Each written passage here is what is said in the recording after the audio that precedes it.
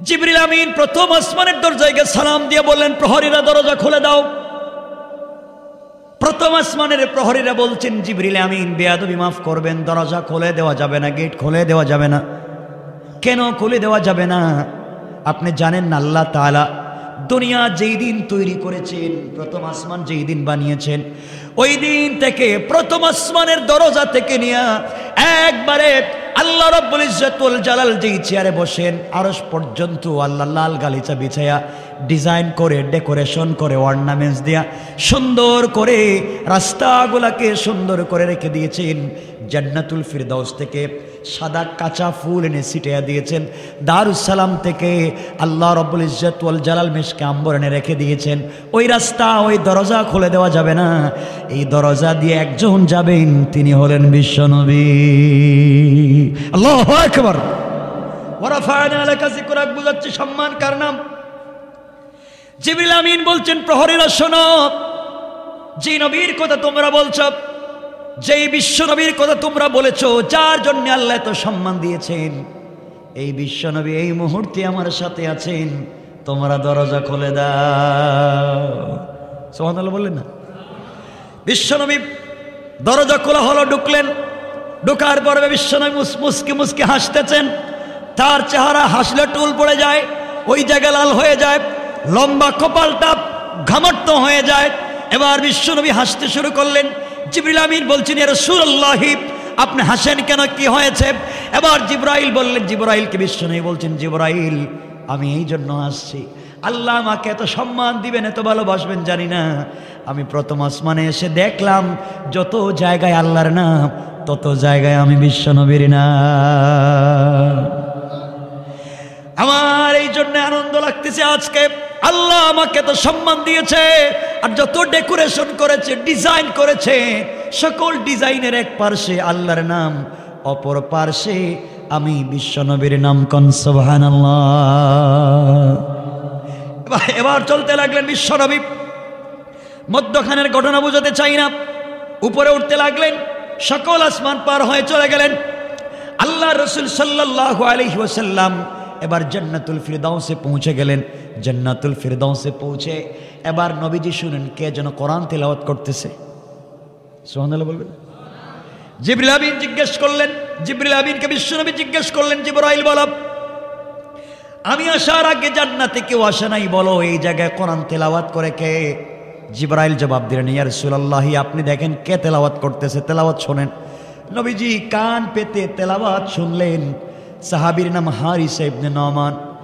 আখরাজান নাসাই মিন তরিক যুহরি আন উরওয়াতা আয়েশা রাদিয়াল্লাহু তাআলা আনহা قالت قال رسول الله صلى الله عليه وسلم دخلت الجنة فسمعت قراءة فقلت من هذا فقيل حارثة بن نعمان فقال رسول الله صلى الله عليه وسلم كذلكم البر وكان برا بأمه। আমার বন্ধুগণ, জিবরিল আমিনকে বিশ্বনবী বলছেন, জিবরাইল অত হারিসা ইবনে নুমান আমার গরিব সাহাবী, ছোট্ট মানুষ, ক্ষেত খামার করে, তার তেলাওয়াত কেমনে জান্নাতে আসলো? জিবরিল আমিন জবাব দিলেন, ইয়া রাসূলুল্লাহ হারিসা ইবনে নুমান গত কল্ল রজনীতে মায়ের খিদমত করেছে, মা তার খিদমতের উপরে সন্তুষ্ট হয়ে আল্লাহর দরবারে দুইটা হাত উঠে দোয়া করেছেন। আল্লাহ তাআলা তার দোয়াকে কবুল করেনি। হারিসা দুনিয়ায় জিন্দা থাকা অবস্থায় তার কোরআনের তেলাওয়াতকে জান্নাতে পৌঁছে দিয়েছেন। কোন সুবহানাল্লাহ। আমার বন্ধুগণ, বিশ্বনবী আরো সামনে গেলেন। জিবরিল আমিনকে বলছেন, বলো আবু বকরের বাড়ি কোনটা, ওমরের বাড়ি কোনটা? সব দেখলেন। হঠাৎ করে শুনেন জান্নাতের ভিতরে কে হেঁটে যায়। এবার বলছেন, জিবরাইল তুমি বলো জান্নাতের ভিতরে কে হেঁটে যায়? আমি আসার আগে কে কেউ এসেছে? জিবরিল আমিন বলছেন, ইয়া রাসূলুল্লাহ আপনি ট্রাই করেন, আপনি ফলো করেন, কে হেঁটে যায় আপনি লক্ষ্য করেন। জিবরিল আমিনকে বিশ্বনবী কথা বলবার পরে নবীজি লক্ষ্য করে দেখেন সে আর কেউ না, রাসূলের কালো সাহাবী হযরতে বেলালের পায়ের আওয়াজ শোনা যায়। বিশ্বনবী চিৎকার করে বলছেন, জিবরাইল আমি আসার আগে এই জায়গায় কার কেমনে বেলালের পায়ের আওয়াজ আসলো? জিবরিল আমিন জবাব দিচ্ছেন, ইয়া রাসূলুল্লাহ বেলাল আল্লাহর কাছে দোয়া করেছে, আল্লাহ তাআলা এই দুনিয়ার জমিনে যেই নবীর জন্য এত কষ্ট করেছি, এই নবীকে কোথাও যেন একা একা যেতে না হয়, আমাকে নিয়ে যেতে যেন পারে। জান্নাতে যদি যে আমাকে যেন নিয়ে যায়, কোথাও গেলে যেন আমাকে না রেখে যায়। আল্লাহ তাআলা বেলালের দোয়াকে এত কবুল করেছেন। ইথিওপিয়া যার বাড়ি, নাকের সেন্টার ঠিক নাই, ঠোঁট মোটা, পাও ফাড়া।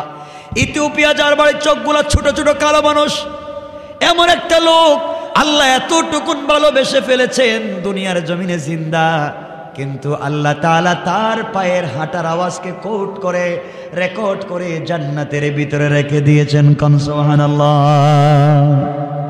এবার নবীজি উঠতে লাগলেন উপরে, উঠতে উঠতে চলে গেলেন সিদরাতুল মুনতাহায়।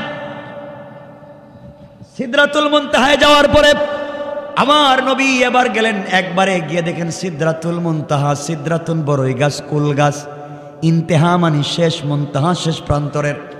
ওই জায়গায় যাওয়ার পরে রাসূল তাকায় দেখেন বড়ই ধরে আছে, এক একটা বড়ই মটকার মতো বড় বড়, আর এক একটা পাতা হাতির কানের মতো মোটা মোটা।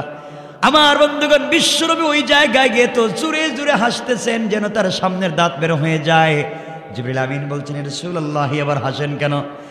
বিশ্বনবী বলছেন, জিবরাইল হাসি এই জন্য, ওখানে আইসা দেখি এতক্ষণ দেখলাম বিল্ডিং আল্লাহ তৈরি করেছেন, জান্নাতের গেট তৈরি করেছেন আমার নাম দেয়া, আর সিদরাতুল মুনতাহায় এসে দেখি বড়ই গাছের পাতায় পাতায় আমার নাম লিখে দিয়েছেন। আল্লাহু আকবার। ওয়ারাফা'না লাকা যিকরাক। বন্ধু, তোমাকে তো সম্মান দিয়েছি আমি। সম্মান দিয়েছেন কে? কথা বলেন, কে দিয়েছেন? এতগুলা বিশ্বনবী দেখলেন। সংক্ষেপ করে করে বলছি, বিশ্বনবী এত কিছু দেখবার পরে এবার সব কিছু ঘুরে ঘুরে দেখলেন, যত জায়গায় আল্লাহর নাম, অত জায়গায় বিশ্বনবীর নাম, ডিজাইন করা জান্নাতের গেইটে বিশ্বনবীর নাম, লাইটের মধ্যে রাসূলের নাম, সব দেখবার পরে এবার হঠাৎ করে জিবরিল আমিন বলছেন, ইয়া রাসূলুল্লাহ আপনি এখানে দাঁড়ান। বিশ্বনবী দাঁড়িয়ে গেলেন। জিবরাইল বলছেন, পয়গম্বরে আরবি, আমার কাছে পাসপোর্ট আছে, আমার কাছে ভিসা আছে, সব ঠিক আছে, কিন্তু এই রাস্তা দিয়ে যাওয়ার পারমিশন আমার নাই, রোড পারমিট নেই, আমি যেতে পারবো না। ইয়া রাসূলুল্লাহ ওখান থেকে আপনি একা একা যাবেন, আমি এখানে থেকে গেলাম। বিশ্বনবী ডেকে ডেকে বলছেন, জিবরাইল ঘর থেকে তুমি ঘুম থেকে উঠাই আমাকে নিয়ে এসেছো, ওই জায়গায় তুমি আমাকে একা ফেলে দিয়ে চলে যাইও না, আমাকে কমপক্ষে সাথে করে নিয়ে যাও। জিবরিল আমিন বলছেন, ইয়া রাসূলুল্লাহ আপনাকে যেখানে দাঁড় করিয়ে রেখে দিয়েছি, ওই জায়গা থেকে যেই রাস্তা আরশে মুআল্লা পর্যন্ত গিয়েছে, ওই রাস্তাটা আল্লাহ পাক নিজের কুদরতের হাতে তৈরি করে নিজের হাতে ফিটিং করে দিয়েছেন, ওই জায়গায় আমি যেতে পারবো না, ওই রাস্তা দিয়ে যাবেন কেবলমাত্র আপনি। কোন সুবহানাল্লাহ। ওয়ারাফা'না লাকা যিকরাক। এবার নবীজি দাঁড়িয়ে আছেন, জিবরিল আমিন চলে আসলেন। আপনারা ভালো করে জেনে থাকবেন, মানুষ যখন একা হয়, মানুষের দিলের ভিতরের কষ্টগুলা মনে পড়ে, পিছনের লাইফের কথাগুলো মনে পড়ে। ধনী মানুষ যখন গরিব থেকে ধনী হয় আর একা কখনো হয়ে যায়, তখন তার পিছনের লাইফের কথা মনে হলে তার কষ্ট লাগে, ব্যথা লাগে।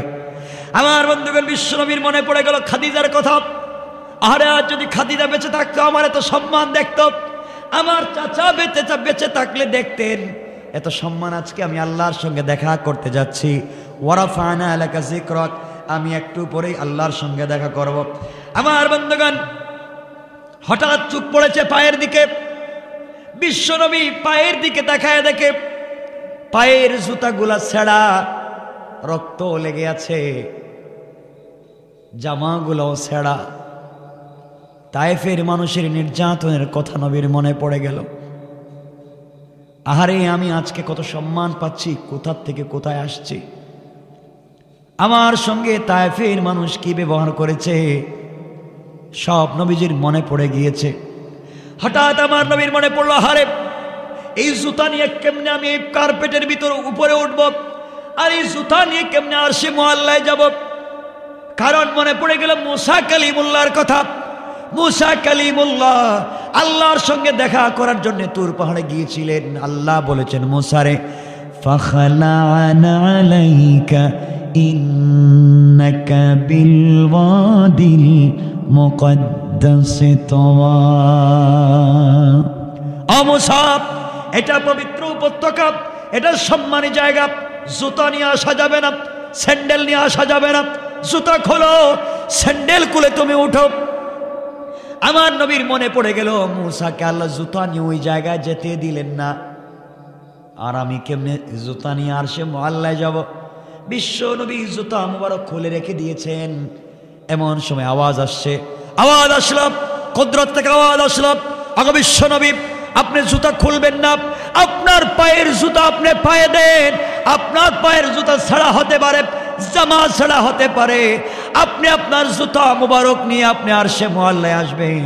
আপনার জুতার নিচে যে ধূলিকণা গোলা রয়েছে, আমি আল্লাহ এই ধূলিকণার দ্বারা আমার আরশে আজিমকে সম্মানিত করতে চাই। আল্লাহু আকবার। বন্ধু, শুধু তোমার সম্মান দেই নাই, জুতার সম্মান দিয়েছি। ওয়ারাফা'না লাকা যিকরাক। কথা কি বুঝতে পারতেছেন আমার? আমি শুধু 12টা হয়ে গেছে, থাক এখানে, কথাগুলো শুনেন, আর লম্বা করবো না। আমার বন্ধুগণ, এবার রাসূল পাক সাল্লাল্লাহু আলাইহি ওয়াসাল্লাম চলে গেলেন আরশে মুআল্লায়, আল্লাহর সামনে বসছেন। সামনে বলতে কেমন সামনে জানেন? এই যে আপনারা যেমন বসছেন এমন না, আরো কাছাকাছি। আল্লাহ বলছেন ফাকাবা কাউসাইনি আও আদনা। 3টা ব্যাখ্যা, সালাফির একটা ব্যাখ্যা দেন, শাফি একটা ব্যাখ্যা দেন, আমি ইমামে আজম নোমান ইবনে সাবিদের একটা ব্যাখ্যা নিচ্ছি। হায়রাতুল ফিকহে ইমাম শাফি আলাদা ব্যাখ্যা দিয়েছেন, এটার অর্থ এটা নয়। আল্লাহ বলছেন ফাকাবা কাউসাইনি আও আদনা, ধনুক বাঁকা করলে যত কাছাকাছি আসে, বিশ্বনবী এবং আল্লাহ সামনাসামনি বসে এমন কথা বলেছেন। সুবহানাল্লাহ পড়েন। সম্মান কমছে না বাড়ছে? সামনাসামনি বসছেন, নবীজি এখন আল্লাহরা সরাসরি দেখতেছেন, আল্লাহ বিশ্বনবীকে সরাসরি দেখতেছেন। কত কথা, কত কিছু মনে পড়তেছে। বন্ধুর সাথে বন্ধুর দেখা, যার সাথে প্রেম তার সাথে সরাসরি দেখা, সামনাসামনি দেখা। রাসূলও নিচের দিকে তাকাচ্ছেন, আল্লাহ কিছু বলতেছেন না। হঠাৎ করে আল্লাহ রাব্বুল ইজ্জতুল জালাল বলছেন, বন্ধু আমার দিকে তাকাচ্ছ না, কোনো কথাও বলছো না, আমার বাড়িতে আসছো, কষ্ট পাচ্ছ, ব্যথা হয়েছে, কষ্ট হয়েছে নাকি আমার এখানে আসতে তোমার লজ্জা হয়েছিল? আমাকে একটু বলো না কি হয়েছে। রাসূল পাক কিছু বলতে চাচ্ছেন না। আল্লাহ পাক রব্বুল ইজ্জতুল জালাল বলছেন, বন্ধু একটা কথা জিজ্ঞাসা করতে পারি? বিশ্বনবী বলছেন, হ্যাঁ অবশ্যই জিজ্ঞাসা করতে পারেন। আল্লাহ বলছেন, বন্ধু আমার বাড়িতে যে আসছো, কই মক্কা, কই সিদরাতুল মুনতাহা, কই বাইতুল মুকাদ্দাস, এখন আরশে আজিম, বলো। বন্ধু বন্ধুর বাড়িতে গেলে গিফট নেয়, উপহার, উপঢৌকন, হাদিয়া, তোহফা, কত কিছু নিয়ে যায়। তুমি যে আসলে এত দূরে, আমি এত প্রেমিক তোমার, বন্ধু তুমি জানো না আমি আল্লাহ তোমাকে এত ভালোবাসি। তোমাকে বলছি তুমি ছাড়া আমার ভাল লাগে না। ও বন্ধু শোনো, আমি আল্লাহ আসমান বানাইছি কোন বলে, জমিন বানাইছি কোন বলে, লৌহ কলম আরশ কুরসি জান্নাত সব বানাইছি কোন বলে, আর বন্ধু তোমাকে বানাইছি আমার হাত দিয়া। তোমাকে এত ভালোবাসি আমি আল্লাহ, তোমাকে ছাড়া ভাল লাগে না। দুনিয়া যখন অন্ধকার হয়ে যায়, জমিন যখন অন্ধকার হয়ে যায়, তখন আমি আল্লাহর একা একা আসমানের উপরে ভাল লাগে না, আরশে আজিমে ভাল লাগে না। একা একা তুমি থাকো খাদিজার সঙ্গে শুয়া কম্বলের নিচে, আর আমি আরশে আজিমে একা একা ভাল লাগে না। এই জন্য মাঝে মাঝে তোমাকে ডাক দিয়ে বলছি, ইয়া আইয়ুহাল মুজাম্মিল, ইয়া আইয়ুহাল মুদ্দাসির, কুম ফানজির, ওয়া রাব্বাকা ফাকাব্বির, ওয়া সিয়াবাকা ফাতাহির। ও চাদরওয়ালা চাদর খোলো, কম্বলওয়ালা কম্বলের নিচ থেকে বের হও, খাদিজাকে রাখো, ও ঘুমায় আছে ঘুমাইতে দাও। আমি আল্লাহর আর ভাল লাগে না, তোমার দরজায় হাজির হয়ে গেছি, কিছু কথা বলতে চাই। কথা, আমি তো সেই রব, তোমার সাথে কথা বলার জন্য পাগল হয়ে ওখানে যাই, আর আজকে আমার বাড়িতে আসছো, কথা বলতেছো না কেন? কি আনছো? খাও, চিপস, পটেটো, বিস্কিট না মিষ্টি? রাসূল পাক বলছেন, আল্লাহ তাআলা, আমি বলছি বাইহাকির রিওয়ায়াত, মনে রাখবেন। রাসূল পাক বলছেন, আল্লাহ তাআলা কি মনে করছেন আপনি আমাকে? আমি কি একবারে বোকা? আপনি আমাকে হিকমত দিয়েছেন, আমি বোকা না, অবশ্যই হাদিয়া নিয়ে এসেছি। কি আসছো? দাও আমাকে কিছু হাদিয়া দাও। আমার নবী বলছেন, আল্লাহ হাদিয়া নেন, আত-তাহিয়াতু লিল্লাহি ওয়াস-সালাওয়াতু ওয়াত-তাইয়্যিবাত। আল্লাহ যত সালাত, যত সালাম, যত পবিত্রতা সব আজকে আপনাকে আমি উৎসর্গ করে দিলাম, হাদিয়া করে দিলাম। সুবহানাল্লাহ। আল্লাহ খুশি না বেজার হবে? কথা বলছেন না কেন? খুশি। আল্লাহ বলছেন, বন্ধু আমি মহা খুশি, সব আমার জন্য। আসসালামু আলাইকা আইয়ুহান নবিয়্যু, ইয়া নবীনা, আসসালামু আলাইকা আইয়ুহান নবিয়্যু, সালাম আমার পক্ষ থেকে রাসূল সালাম গ্রহণ করেন। সুবহানাল্লাহ বলেন। ওয়া রাফা'না আলাইকা যিকরাক, আল্লাহ নিজে সালাম দিচ্ছেন। নবীজি সালাম পাওয়ার পরে জবাব দেওয়ার কথা না? কথা বলছেন না কেন? আমি জানি আপনাদের কষ্ট হচ্ছে, আমি রেখে দিব এখন কয়েক মিনিট। না না না, কথা শোনেন না, এমনি লাস্টে এসছি। আমি আসছি এখানে কথা বলার জন্য, ওই যে দোয়া নিচ্ছি আপনাদের কাছ থেকে। বাইরে অনেক কষ্ট দিয়েছি, কতবার যে টেলিফোন করেছেন, কত কিছু বলেছি। শোনেন, যে কথা বলতে চাই, সালাম দিয়েছেন কে? সবাই বলতে হবে। উত্তর দিবেন তো বিশ্বনবী। উত্তর না দিয়া ছিলেন এদিকে, হযরত আবু বকর রিওয়ায়াত, রাসূল ডাইন দিকে ভাবে হয়ে গেছে, কথা বলতেছেন না। আল্লাহ বলছেন, বন্ধু কি হইল? অভিমান করেছো, সালাম দিলাম জবাব দিচ্ছ না কেন? আমার নবী দাঁড়িয়ে গেছেন, চোখের পানি ছেড়ে দিয়েছেন, আর ডাক দিয়ে বলছেন, আল্লাহ তাআলা আমি কেমনে আপনার সালামের জবাব দিব? আমাকে আপনি এত সম্মান দিয়েছেন, আপনার বাড়িতে এনেছেন, আপনার সামনে বসিয়েছেন, সব ঠিক আছে, এত কথা জিজ্ঞাসা করছেন, আমি ততক্ষণ পর্যন্ত সালামের জবাব দিতে পারি না, একটা বারও আপনি আমার গুনাহগার উম্মতের কথা জিজ্ঞাসা করলেন না। আমার গুনাহগার উম্মতের কথা আপনি জিজ্ঞাসা করছেন না, আমি আপনার সালামের জবাব দিতে পারি না। আমার গুনাহগার উম্মতের কথা আপনি একবার বললেন না, যার জন্য তায়েফে রক্ত দিছি, যার জন্য এত কষ্ট করছি, আপনি তাদের কথা জিজ্ঞাসা কেন করলেন না? আমি জানতে চাই, তোমার নবী আরশে আজিমে গিয়েও তোমাকে ভুলে যায় নাই, আর তুমি কেমনে রসুলে পাককে ঘুমের সময় ভুলে যাও? কেমনে তুমি ঘুম থেকে উঠে ভুলে যাও? কেমনে তুমি সেই রসুলকে চিন্তা করো না? কেন তুমি সেই রসুলকে অ্যানালাইজ করো না, গবেষণা করো না? আমার বন্ধুগণ, আল্লাহ বলছেন, বন্ধু তাহলে আমি কি করলে তুমি খুশি? আল্লাহ, আমি সালামের উত্তর দিব তখন যখন আপনি আমার উম্মতের সালাম দিবেন। সুবহানাল্লাহ বলেন না? আমি তোমার উম্মতের সালাম দিব, আনছি তোমাকে একা, আরে কোটি কোটি পাবলিকের কেমনে সালাম দিই? আল্লাহ আপনি কেমনে দিবেন আপনি জানেন, সালামের উত্তর না দিলে আমি কিন্তু আপনার জবাব দিব না। বন্ধু তো বন্ধুর সঙ্গে রাগ করলে যেভাবেই হোক রাগ তো ভাঙাতে হয়, কথা বলছেন না কেন? আমাদের দেশের বন্ধু না, আমাদের দেশের বন্ধু তো খাওয়া যাওয়ার সময় ছুরি, ঠিক না? বন্ধুত্ব করে দোকানে থাকে, আর রাত্রে যাওয়ার সময় দেখে যায় ক্যাশ বাস্ক কই রাখছে, কথা বলছেন না কেন? এই হচ্ছে আমাদের কোয়ালিটি কন্ডিশন বা সিস্টেম। আমার বন্ধুগণ, এক পর্যায়ে আল্লাহর কাছে রাসূল পাক বলছেন, ইয়া রাসূলুল্লাহ, আপনাকে বলছি আমি কি করতে হবে বলেন? রাসূল বলছেন, আপনি আমার উম্মতকে সালাম দেন। আল্লাহ বলছেন, তাহলে সবাইকে সালাম দিলাম, নেন সবার জন্য সালাম। রাসূল বলছেন, কি সালাম দিলেন?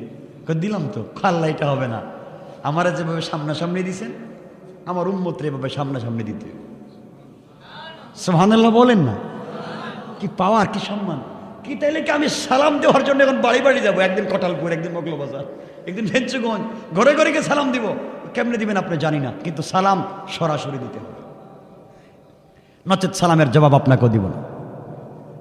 মহাবিপদ। আল্লাহ বলছেন, বন্ধু তাইলে কি করা যায়? আপনি বলেন, সমাধানটা আপনি বের করেন।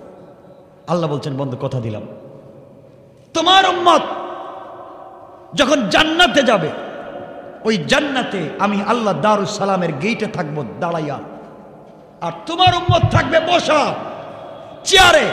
এক একটা চেয়ার জমিন থেকে আসমান পর্যন্ত উঁচা, এই চেয়ারে বসে থাকবে তোমার উম্মত, আমি আল্লাহ থাকবো দাঁড়াইয়া দাঁড়াইয়া দাঁড়াইয়া তোমার উম্মতকে সালামের ওয়াদা দিলাম। সুবহানাল্লাহ পড়েন। আল্লাহ মানি, কথা ঠিক বলছেন, আর আপনি কোনো কথা মিথ্যা বলেন না, বিশ্বাস হইতেছে, আপনি সালাম দিবেন। ওয়ালাকিন লিয়াতমাইন্না কলবি, কিন্তু আমার দিলে মুতমাইন হচ্ছে না, প্রশান্তি পাচ্ছি না। একটা দলিল লাগবে, প্রমাণ লাগবে, লিখিত প্রমাণ লাগবে। কি লাগবে? লিখিত প্রমাণ। কেন চুক্তি করতেছেন আপনি সালাম দিবেন, একটা প্রমাণ দিয়ে লাগবে না? রাসূল বলছেন, রাসূলকে আল্লাহ বলছেন, তুমি কি আমার কথা বিশ্বাস করো না? বিশ্বাস তো করি, কিন্তু ওয়ালাকিন লিয়াতমাইন্না কলবি, দিলে তো প্রশান্তি পাচ্ছি না, তাইলে কি করা লাগবে? লিখিত লাগবে। আল্লাহ বললেন, লিখিত দিলাম, ওয়াদা দিলাম, সব ঠিক। কোরআনের আয়াত নাজিল করে আল্লাহ বললেন, তাহিয়াতুহুম ইয়াওমা ইয়ালকাউনাহু সালাম। আল্লাহ এবার জানাইয়া দিলেন, বন্ধুরে, জান্নাতে যখন মোলাকাত হবে তোমার উম্মতের সঙ্গে, ওরা থাকবে বসা, আর আমি আল্লাহ দাঁড়ায়া দাঁড়ায়া সালামের ওয়াদা দিলাম। কান সুবহানাল্লাহ। এবার রাসূল পাক সালামের জবাব দিলেন, সবার প্রতি আল্লাহ সালাম দিলেন, আসসালামু আলাইনা ওয়া আলা ইবাদিল্লাহিস সালিহিন, সবার প্রতি সালাম। এখন কথাবার্তা শুরু হয়েছে, ব্যক্তিগত কথা। আমার বন্ধুগণ, রাসূলের সাথে গোপন কিছু কথা। বন্ধু দেখেন বন্ধুর সাথে কথা বলে চায়ের দোকানে বসে, এই বন্ধু, ওই যে গতকালকে বলছিলাম না, ওই কথাটা মনে আছে? কেউ বুঝে না, ওরা দুইজন বুঝে। ঠিক বললাম না? তো আল্লাহ তার রাসূলের সঙ্গে এভাবে গোপনে গোপনে ইশারায় ইশারা কথা বলতেছেন। তাহা, ইয়াসিন, কাফা, ইয়া আইন, সাদ, এভাবে কথা বলতেছেন গোপনে গোপনে, কেউ বুঝতেছে না। আমার বন্ধুগণ, এভাবে কথা চলতে আছে আল্লাহর সাথে। এখানে 11টা কথা বলা হয়েছে। দুটা কথা হচ্ছে দুরুদ নিয়া, আর একটা কথা হচ্ছে কিয়ামতের ময়দানে কারো আমল নামা যদি একটা কম হয় অথবা সমান সমান হয়। কথা বুঝতেছেন? কারো আমল নামা যদি একটা নেক কম হয় অথবা সমান সমান, এই বেচারার কি অবস্থা? ওগুলো নিয়ে কথা বলা হচ্ছে। আসুন, আমরা কথা সামনের দিকে নিচ্ছি না, এখানে রেখে দিচ্ছি। কারণ রাসূল পাক আল্লাহর সঙ্গে আছেন, এখানে কথাবার্তা বলেন, আমরা আমাদের বাড়িতে চলে যাই। ঠিক আছে না? থাক, 12:15 হয়ে গেছে। আর আমার জন্য দোয়া করবেন, আপনাদের জন্য দোয়া থাকলো। রাসূল পাক এখন আছেন কোথায়? কথা বলছেন না, কিছু বলেন না, কষ্ট পাই। কোথায় আছেন? আর আমরা যে ওয়াজ করতেছি এই মুহূর্তে কোথায় আছেন? আর সে আসবে না। এই যে ওয়াজ করলাম এতক্ষণ, রাসূলের কোথায় রাখছে? কথা বলেন না। দেখা করতে গেছেন কোথায়? আর সে আসবে। এখানে থাকুক, আল্লাহর সঙ্গে কথাবার্তা বলুক। অনেকদিন পরে গেছেন, কষ্ট পাইয়া গেছেন, বউ নাই, মা নাই, বাপ নাই, ছেলে নাই, এরপরে কেউ নাই, এত কষ্ট পাই উপরে গেছেন। বন্ধুর সঙ্গে কিছু কথা বলেন, আমরা বাড়িতে চলে যাই। ওনারা নামাইবার দরকার নেই, থাকুক, দরকার নাই। কারণ 12:15 হয়েছে, আপনাদের কষ্ট হচ্ছে আমি জানি। আর না হয় এই টাইমে তো বসার কথা না, আপনারা অনেক রাত্র হয়েছে। আমার জন্য দোয়া করবেন, আপনাদের জন্য দোয়া থাকবে। এখানে আলোচনা থাকুক, কারণ এখান থেকে ব্যাক করার আলোচনা অনেক লম্বা। আসবেন, শুধু আসবেন না। আপনারা তো শুধু জানেন রাসূল সালাত নিয়ে আসছেন, নামাজ নিয়ে আসছেন, নামাজ করতে করতেই মরলেন। বাকি কোনো কথা মিল নেই, বাকি কোনো কথাই আমরা জানি না। সুতরাং আর কথার দরকার নাই। আমার জন্য দোয়া করবেন, আপনাদের জন্য দিল থেকে দোয়া থাকলো। কটালপুরের জন্য, বিশেষ করে আল আমিন এই টাইটেল মাদ্রাসার জন্য আপনারা দিল খুলে দোয়া করবেন। মাদ্রাসার জন্য দোয়া করবেন, খায়ের খাঁ হবেন, দান খায়রাত করবেন, সাদাকা করবেন। পারবেন তো ইনশাল্লাহ? আর বিশেষ করে আমরা তো ছোট মানুষ, আমাদের বুজুর্গ আলেম যারা আছেন তাদেরকে সম্মান দেবেন। যেমন গতকালকে এবং আজকে লম্বা সময় আমাদের মাদ্রাসার আমার উস্তাদ যাদের ভালোবাসা নিয়ে আমি চলি, আমার বাসায় ছিলেন। লম্বা সময় কথা বলেছি হুজুরদের সাথে, আজকে লম্বা সময়, কালকে সকালেও ছিলেন, অনেক কথা বলেছি। তো আমি বলতে চাই, এখন আমাদের রেঙ্গা মাদ্রাসা জিন্দা আছে, বড় বড় উলামায়ে কেরাম আছেন, সবাই আমার উস্তাদ। মোগলাবাজারি হুজুর আসবেন, লম্বা সময় কথা বলেছি, কালকে আমার সাথে ছিলেন সুফিয়ান সাহেব হুজুর। আর বিশেষ করে যে আমাকে এই পর্যন্ত দোয়া করে চেষ্টা করে নিয়ে এসেছেন, তিনি একমাত্র একক ব্যক্তি, আমাদের মুহাদ্দিস হুজুর রহমাতুল্লাহ আলাইহি মারা গিয়েছেন, যার সাথে আমার দিলের সম্পর্ক ছিল। আমাকে এই পর্যন্ত নিয়ে আসছেন। আমি এলাকায়, আপনারা জানেন, অনেক জায়গা কিনেছিলাম। প্রথম দলিলের প্রথম সাক্ষী মুহাদ্দিস হুজুর রহমাতুল্লাহ আলাইহি, এত ভালোবাসতেন। সুতরাং ওলামা কেরামদের সাথে সম্পর্ক রাখবেন, আলেম ওলামাদেরকে ভালোবাসবেন, মুরব্বী যারা উস্তাদ আছেন তাদেরকে সম্মান দিবেন। এরা চলে যাচ্ছেন, আমরা এদের কদর করব, ফিতনা করব না, ফাসাদে লিপ্ত হবে না। ইজতানিবু কাসীরাম মিনাজ জান ইন্না বা'দাজ জান্নি ইসমুন। কথা ঠিক আছে তো? বলে তাজাসসু, আমরা গীবত, শিকায়ত, প্রতারণা, চুগলখুরি এগুলা করব না, কারণ এগুলা অন্যায়, অনাচার, পাপাচার। আল্লাহ যেন আমাদেরকে হেফাজত করেন, আলিমুন আমাদের সম্মান করবেন, বুজুর্গ ওলামায়ে কেরামের সম্মান করবেন। আর এই আল আমিন বালিকা টাইটেল মাদ্রাসার প্রতি খেয়াল রাখবেন ইনশাল্লাহ। পুরা এলাকাবাসীর কাছে আমার আবদার থাকলো, আপনারা এই মাদ্রাসার প্রতি খেয়াল রাখবেন, আপনাদের মেয়েদেরকে দিবেন, যেভাবে সহযোগিতা করে পারেন, যেভাবে পারেন সহযোগিতা করবেন। বড় বড় মাদ্রাসার প্রতি সহযোগিতা করবেন, ওলামায়ে কেরামদেরকে সম্মান দিবেন। মাদ্রাসার মুহতামিম সাহেব থেকে সকল শিক্ষক শিক্ষিকা যারা আছেন সবার প্রতি আপনারা দিল থেকে তাকাজা নিয়ে দোয়া করবেন, আল্লাহ যেন মাদ্রাসাকে কবুল করেন। আর মাদ্রাসা যারা আমরা পড়ি, ছাত্র যারা আছি, আমরা যেন আমাদের লাইফের পণ আর প্রতিজ্ঞা না করি যে দাওরা দিয়েই একটা ইমামতি, দাওরা দিয়েই একটা মাদ্রাসার চাকরি। আল্লাহর ওয়াস্তে 2 হাত জোড় করে বলছি ভাই, এই চিন্তাটাই তুমি বাদ দাও, এই চিন্তাটা তুমি বাদ দাও। ইমামতি আর কি মাদ্রাসায় পড়ানো, এই চিন্তাটা শুধু বাদ দাও, তোমাকে রাষ্ট্রের জন্য কাজ করতে হবে, সমাজের জন্য। কারণ এই পরের আয়াতে তাফসিরে যাচ্ছি না, আল্লাহ বলছেন ফাইদা ফারাগতা ফানসাব। অগনবীজি আপনি যখন অবসর পান, ফানসাব পরিশ্রম করেন। কথা বুঝছেন? এরপরে ওয়াজের যাচ্ছি না, গেলে আপনারা আবার কষ্ট পাবেন। আল্লাহ বলছেন নবীজি দ্বীনের কাজ কইরা, ইমামতি কইরা, মাদ্রাসায় পড়াইয়া, তাবলিগ কইরা, তালিম দিয়া, জিহাদ কইরা যখন সময় পাইবেন, ফানসাব কি করেন? কাজ করেন। কি করেন? কাজ করেন, খান। কাজ করেন, খান। পরিশ্রম করে খাওয়া এটা ভালো কাজ, এটাই ভালো, এটা হালাল পথ। শুধু ইমামতি, শুধু মসজিদ, শুধু মাদ্রাসা না। ব্যবসা বাণিজ্যের দরকার আছে না হুজুরদের? কিছু বলছেন না কেন? না শুধু এই যারা হুজুর না, এরা কি ব্যবসা করবে? উলামায়ে কেরামও করেন। ফাইদা ফারাগতা ফানসাব, আপনি যখন ফ্রি হবেন, ফানসাব মানে কি? আল্লাহ ফানসাব বলছেন কাজ করেন, কাজ করেন, পরিশ্রম করেন। তা আমরা এগুলাতে নাই, শুধু হাত পা বন্ধ করে বাসায় বসে থাকি, এটা যেন না হয়। এরপরে বলছেন আপনাকে জবাব দেওয়া লাগবে। এরপরে বলছেন ওইলা রব্বিকা ফারগাব, আপনার পালনকর্তার প্রতি মনোনিবেশ করুন। কাজ করেন, ব্যবসা করেন, চাকরি করেন, আর পালনকর্তার প্রতি মনোনিবেশ করে পালনকর্তাকে মনে রাখবেন। মানে কাজ করতে গিয়ে যেন পালনকর্তাকে ভুলে না যান। ঠিক আছে তো ইনশাল্লাহ? মনে থাকবে তো ইনশাল্লাহ? যে যেভাবে পারি আমরা কাজ করব, মাদ্রাসার প্রতি খেয়াল রাখবো। যারা মাদ্রাসায় পড়তেছো ভাই, তাকাব্বুরি রাখবা না দিলে। কারণ মনে রাখবা, একটা কথা বলে দেই, একটা কথা বলি শোনো, তোমার বন্ধু, তোমার প্রতিবেশী, তোমার এক ভাই তোমার কাছে খারাপ লাগে, এক আলেম তোমার কাছে খারাপ লাগে, তোমার চোখে তাকে ভাল লাগে না, কিন্তু মনে রাখবা জল, পানি গুলাও যদি হয়ে যায়, ডাস্টবিনের ময়লা পানিও যদি হয়, ওটা যদি পান করার কাজে নাও লাগে, আগুন নিবানোর কাজে কিন্তু লাগবে। কথাকে বুঝাইতে পারছি? পানি যদি ময়লা হয়ে যায়, পান না করলেও আগুন নিবানোর কাজে লাগবে। গাছ যদি বৃদ্ধ হয়ে যায়, ফল যদি নাও দেয়, গালি দিবেন না, ছায়া কিন্তু ঠিক মতোই দিবে। কথা বুঝতে পেরেছেন? এজন্য হিংসা বিদ্বেষ আমরা দূর করে ফেলবো, ফিতনা, দিলকে বড় করব, বিশাল একটা দিল করব। আমি বলতে চাই, হ্যাঁ, ইমাম গাজ্জালী রাহমাতুল্লাহ আলাইহি একটা কথা বলছেন, পৃথিবীতে কিছু প্রাণী আছে শুধু মানুষের উপকার করে, শুধু উপকার করে। এই প্রাণীর নাম কি? গরু, ছাগল উপকার করে না? চামড়ারও কাজে লাগায়, ভিতরে যে ময়লা সেইটাও খেয়া ফেলে, তার গোবরটা দিয়েও সে কি করতেছে? গ্যাস বানাইতেছে, কাজে লাগতেছে না? শুধু উপকার করে। পৃথিবীতে আরো কিছু প্রাণী আছে শুধু ক্ষতি করে, যেমন সিংহ, সাপ, বিচ্ছু আছে না? পৃথিবীতে আরেকটা প্রাণী আছে মানুষের উপকারও করে না, ক্ষতিও করে না। ইমাম গাজ্জালী বলেন, তুমি প্রথম প্রকারের যদি হইতে না পারো, তাইলে তুমি দ্বিতীয় প্রকার হইও না। প্রথম প্রকার হও, মানুষের উপকার করো, আর না হলে তৃতীয় প্রকার হও, উপকারের দরকার নেই, ক্ষতি করার দরকার নেই। কথা বুঝতে পেরেছেন তো? আমরা প্রথমটাও নাই, তৃতীয়টাও নাই, আছি দ্বিতীয়টায়, বিচ্ছুর মতো কেমন দেব।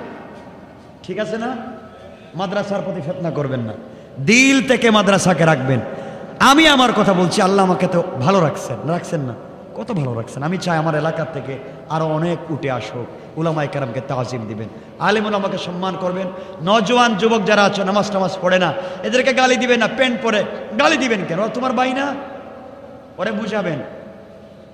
বাঁকা চোখে তাকাবেন না। আপনি তাহাজ্জুদ পড়েন দেখা, আর ও দেখতেছি নামাজ পড়েন, গালি দিবেন না। ও মদ খায়, আপনি গালি দিবেন না। মনে রাখবেন, যুবক ভাই তোমাকে বলছি, তোমার হাতে মদের বোতল, আজান হয়েছে ওই অবস্থায় নামাজ পড়ো। গাঁজা খাইছো ওই অবস্থায় নামাজ পড়ো। ফেন্সিডিলের বোতল হাতে, নামাজ পড়ো। সিনেমা হলে গিয়েছো সিনেমা দেখতে, আজান হয়েছে, নামাজ পড়ো। ভুলে জিনা করে ফেলেছো, আজান হয়েছে, নামাজ পড়ো। ঠিক আছে তো? ইন্না সলাতা তানহা আনিল ফাহশাই ওয়াল মুনকার। একদিনই সলাতই তোমাকে ভুল কাজ থেকে বাঁচিয়ে দিবে ইনশাআল্লাহ। মনে থাকবে তো কথা? আমরা সবাই ভাই ভাই হয়ে চলবো, কারোর প্রতি ফিতনা করব না। কেউ গালি দিলে পিছন দিকে তাকাবো না। তোমার পাঞ্জাবি কেউ ছিঁড়িয়া নিয়ে যাচ্ছে, তুমি পিছন দিকে তাকাবো না। কেন মনে করো জানো? মনে করবো আমাকে এক দুইজন গালি দিচ্ছে, কিন্তু হাজার হাজার মানুষ তোমাকে ভালোবাসতেছে। এই ভালোবাসার মানুষকে তুমি সময় দিতে পারতেছো না, পিছনে যে খুনটাচ্ছে এর পিছনে সময় দেওয়ার তোমার সময় কই? কথা বলেন না কেন? এজন্য সামনে যেতে হলে মনজিলে মকসুদে যেতে হলে তোমাকে সংগ্রাম করতে হবে, সংঘবদ্ধ থাকতে হবে, সামনের দিকে যেতে হবে। পিছনে কে কি বললো ওটা নিয়ে পড়ে থেকো না, ঠিক আছে তো ভাই? মাদ্রাসা যারা পড়ো বেশি বেশি করে পড়ো, বাস্তব লাইফে কিছু করো। আর যারা ইউনিভার্সিটিতে পড়ো নামাজটা ঠিক রেখো, নামাজ নামাজ নামাজ, ঠিক আছে তো ইনশাল্লাহ? আর কিচ্ছু লাগবে না, নামাজ পড়েন। আল্লাহ আমাদেরকে কবুল করো। মাদ্রাসার প্রতি কেউ বিদ্বেষ রাখবেন না, মসজিদের ইমাম সাহেবদের প্রতি বিদ্বেষ রাখবেন না, সব দোষ তো ইমাম সাহেবের, মসজিদের ইমাম সাহেবদের সব দোষ। একজন আল্লাহর ওয়াস্তে আমার কথা আপনারা বুঝছেননি, হৌকা বুঝছেননি, কেউ রাগ করছেননি, তা করেন না জানি। আমরা সব মিলিয়ে মিশে চলতাম, আমরা সব বাই বাই। কটালপুর মোগলা বাজার আমার বাড়ি, উঠতে পারি না রেঙ্গামাসের সামনে, আমরা সব একলগে চলতাম। এলাকার থেকে আরো বড় বড় আলেম ওলামা গড়িয়ে উঠুক, আল্লাহ যেন সবরে কবুল করে। সবাই হোক আমিন।